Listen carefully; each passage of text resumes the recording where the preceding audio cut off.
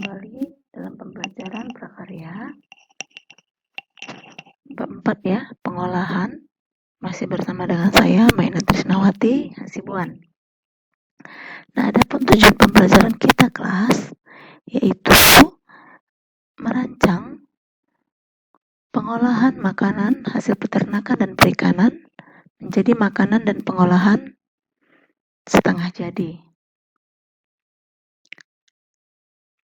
Nah, kita ketahui bahwa Indonesia selain memiliki kekayaan alam di bidang kerajinan, juga memiliki kekayaan alam pertanian, perikanan, dan juga peternakan. Nah, yang kali ini kita bahas adalah peternakan dan perikanan. Apakah kalian tahu pengolahan makanan dari mana saja Kak ini?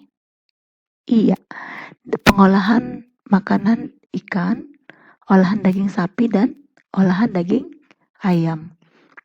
Yang akan kita bahas dalam pembelajaran kita kali ini yaitu jenis ikan dan daging dalam perikanan dan peternakan. Apa saja yang akan kita bahas? Mari kita perhatikan materi pembelajaran kita. Nah, yang pertama adalah ikan. Ikan di Indonesia berdasarkan ekologinya dapat dibagi menjadi 3. Yang pertama ikan perairan tawar, yaitu ikan yang menghabiskan sebagian atau seluruh hidupnya di air tawar seperti sungai dan danau. Contohnya ikan lele, ikan mas, dan juga ikan bawal. Nah, yang kedua, ikan perairan payau, yaitu ikan yang hidupnya di perairan percampuran antara perairan tawar dan perairan laut. Contohnya ikan bandeng dan juga ikan kakap. Nah, yang ketiga, ikan perairan laut. Contohnya ya, ada ikan tuna, ikan tenggiri, ikan kembung, udang, cumi, bahkan juga yang sedang marak di sini adalah rumput laut yang dibudidayakan oleh para nelayan. Ya, para nelayan. Nah, kemudian yang kedua yaitu daging. Nah, daging contoh di sini kita sebut yaitu daging sapi yang pertama ya. Nah, daging sapi merupakan salah satu daging yang sangat favorit bagi penduduk Indonesia karena selain lezat, daging sapi dapat diolah dengan berbagai macam jenis masakan. Menjadi ciri khas bangsa Indonesia, salah satunya adalah rendang. Nah, yang kedua adalah daging kerbau. Sama seperti daging sapi, salah satu makanan yang banyak diminati oleh orang Indonesia adalah daging kerbau. Warnanya yang merah agak gelap dibandingkan daging sapi, dan kandungan lemak daging kerbau relatif rendah daripada daging sapi. Nah, yang ketiga yaitu daging kambing. Ya. Nah, selain daging-daging yang saya sebutkan, ada daging ayam. Nah, daging ayam ini dapat dibagi 2 juga. Yang pertama daging ayam kampung. Ya, daging ayam kampung ini yaitu sebutan dari masyarakat Indonesia karena ayam ini dipelihara di penduduk desa atau perkampungan.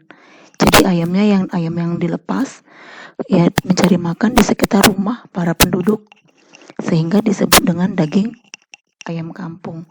Yang kedua yaitu daging ayam broiler atau leghorn, yaitu jenis ayam ini dipelihara dengan cara diternakkan, dipelihara dalam kandang yang berukuran besar.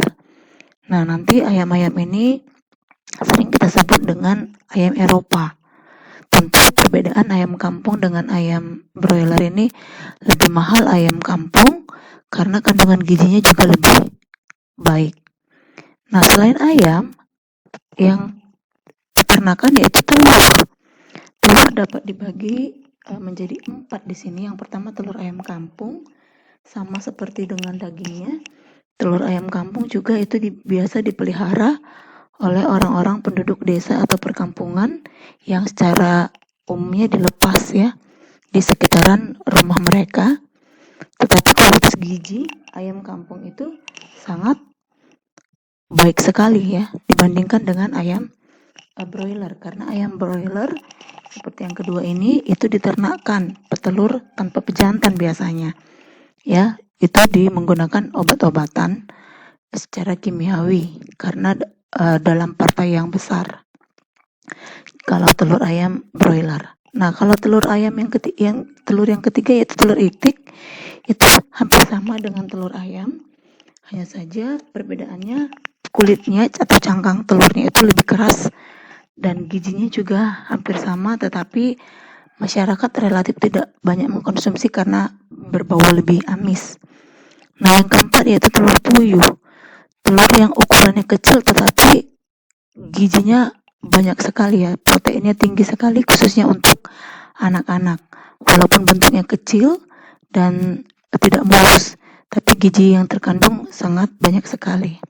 Nah, selain itu ada susu yang berasal dari susu sapi, susu kerbau, atau susu kambing yang kemudian diolah menjadi keju, ya, dan juga diolah susu ini bisa diolah juga menjadi yogurt bagi masyarakat Indonesia.